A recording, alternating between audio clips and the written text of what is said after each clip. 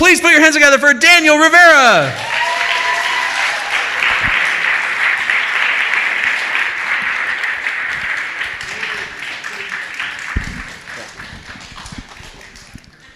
Yes, we are fucking weird for sure.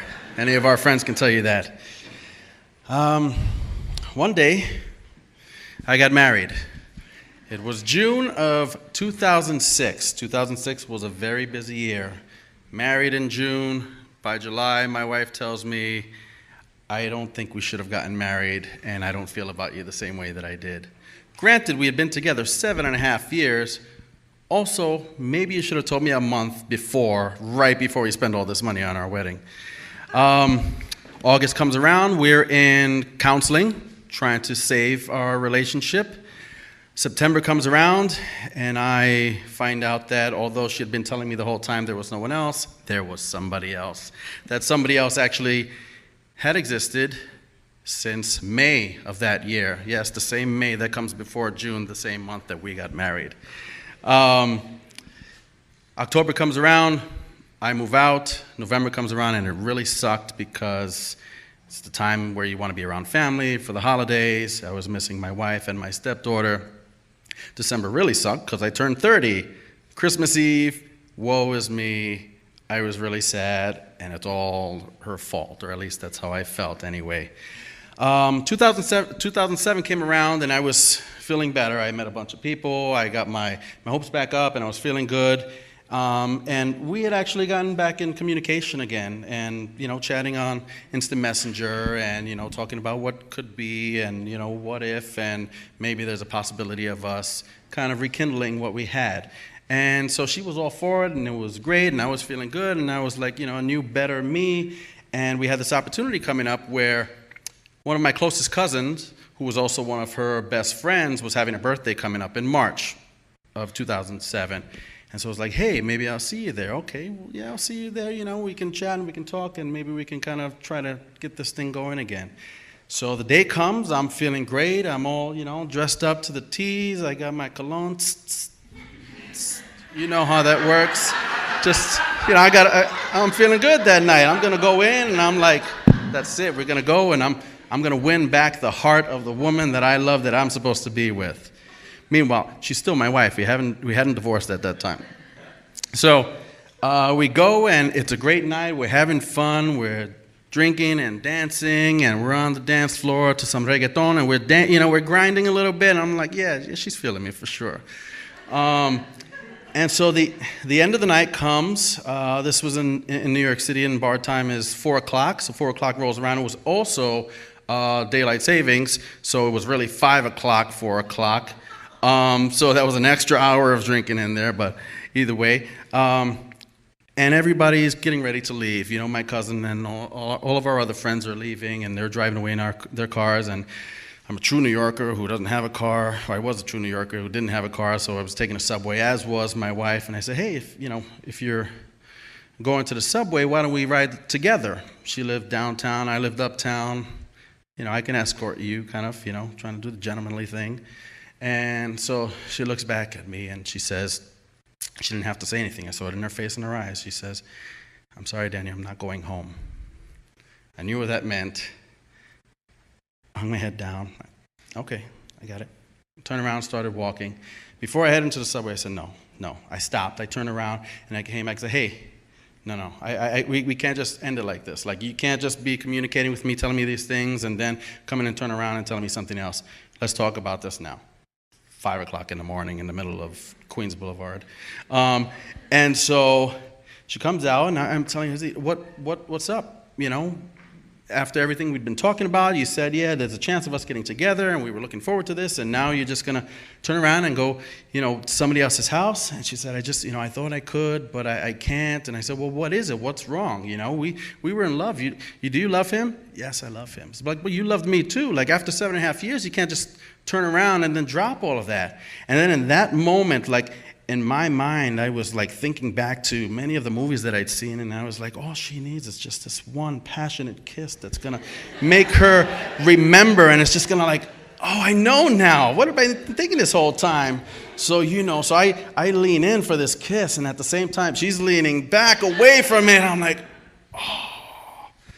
That hurt so much. I was sure that was going to work. That was going to be the foot-popping kiss that, like, brought it all back to her, you know? And so, no kiss. And then she says, you know, I'm sorry, Danny, I have to go. So she starts walking across Queens Boulevard, and I'm there, and I look over my shoulder, and I see across the street there's a black car, tinted windows, parked, idle, waiting for her. And I was like, wait, is that him? Him, we all know who him is. I had not actually confronted him or met him in person, but I knew that was him. I ran across the street ahead of her to get to the car before she could get to the car. He's sitting in the car.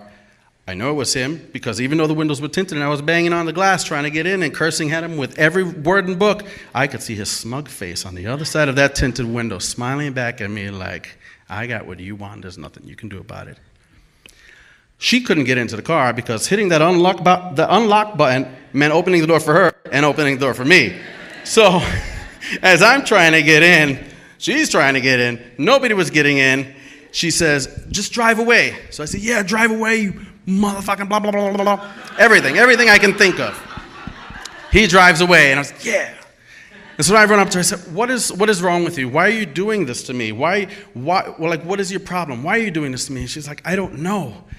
You know, and then in that moment I turn around and sure I see the car is parked a block away. And I'm so focused on the car, so I said, you know what?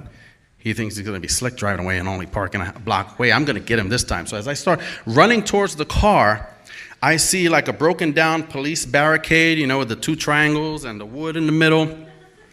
And like all in one quick motion, like I planned this ahead of time. I run up on the driver's side, I grab the triangle, and with one swift motion, I swing it while yelling, how you like me now, bitch?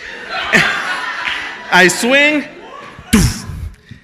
the glass shatters in super slow-mo to reveal the very scared face of a young woman sitting behind the wheel of a car that was not his. Yes. I'm looking for words to say. I can't even say. I look up. My wife is nowhere to be found. My friends, my cousin, they're nowhere to be found because they had left like long ago. Like I said, I thought we were the only two fools in the middle of, you know, at that time of night. Turns out this young woman was sitting in her car waiting for her mother to take her to the hospital. And I was like, I'm sorry, I thought this was my wife's boyfriend's car. I know it sounds ridiculous even when I say it now, 10 years later. And I was trying to explain it to her. I was like trying to comfort her, and she was like, didn't even want to look at me or talk to me or let me touch her. And she called the cops. You gotta call the cops. I sat on the curb and cops showed up. I explained everything that happened, everything I did.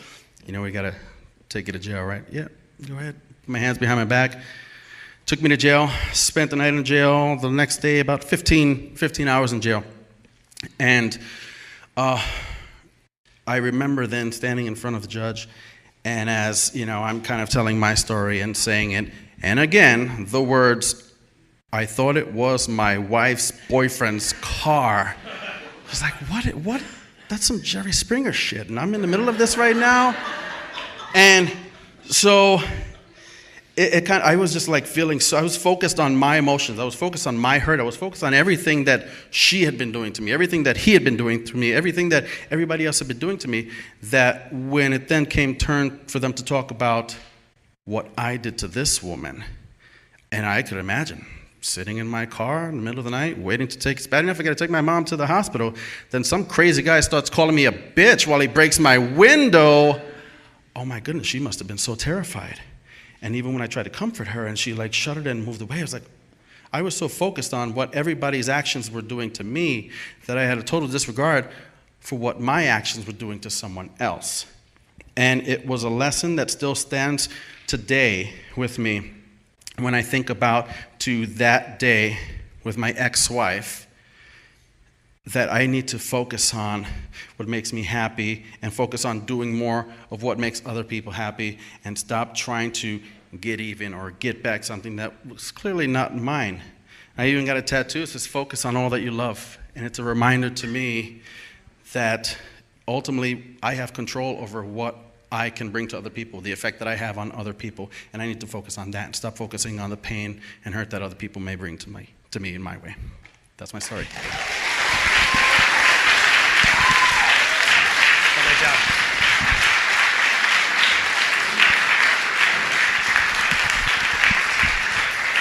Thank you, Daniel. Man, if I had a nickel for every time I broke out the wrong window.